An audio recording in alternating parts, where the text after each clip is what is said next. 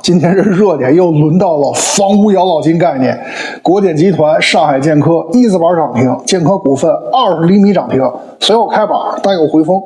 这些都属于房屋检测和建筑维修概念，味道比较正。关于房屋养老金的事儿，我昨天聊过今天再简单聊聊，做个补充。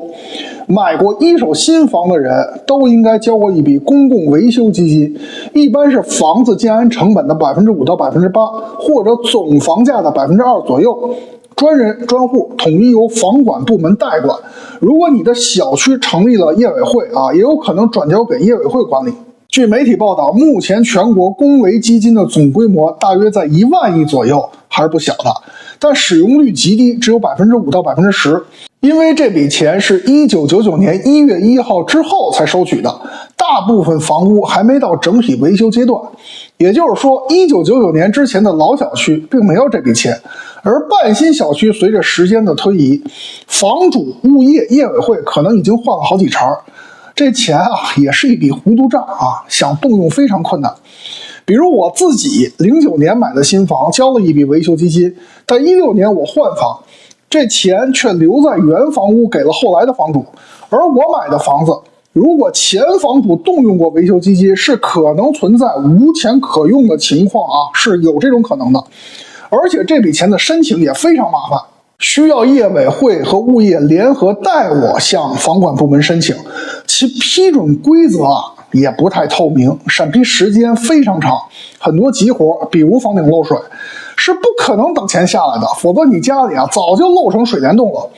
反正我修房顶全是自己掏的钱，压根儿没见着维修基金长什么样我申请了，但真等不起。我看有些博主扒这事儿说句实在话，你们有几个人真使用过或者申请过公维基金的？我估计不超过1%。目前从官方的解释来看可以确定几点。第一，房屋养老金不是变相的房地产税。第二，个人账户早已通过专项维修基金建立起来。第三，公共账户的资金来源主要是土地出让收益、财政补贴、公共维修基金增值收益、公积金增值收益等等，不会向个人收取。但公共账户的使用流程以及前提条件目前还没有细则，而个人账户的提取条件也不是非常清晰，希望能尽快细化并形成制式流程，简化审批手续。毕竟是个人交的钱嘛，千万别等老百姓要收房子时才发现无法使用，那就不太好了。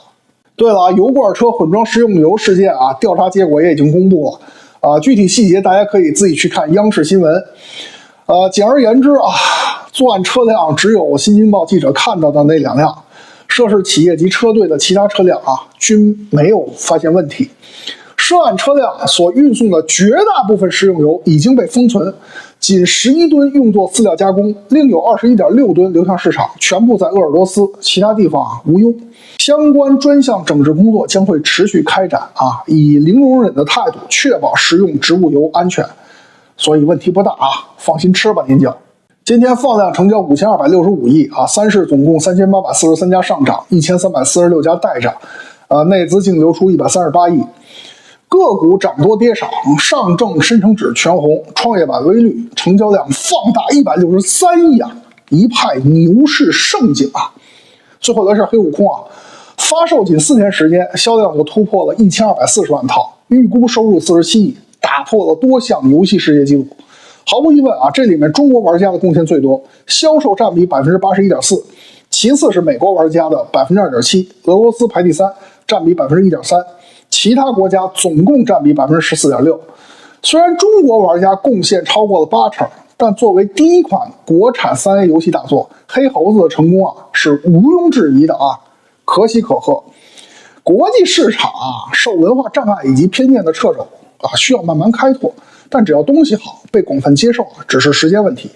万事开头难嘛，国产新能源车不也经历过同样阶段吗？先吃国内，再吃海外，开始质疑，最后真香，慢慢来，不着急。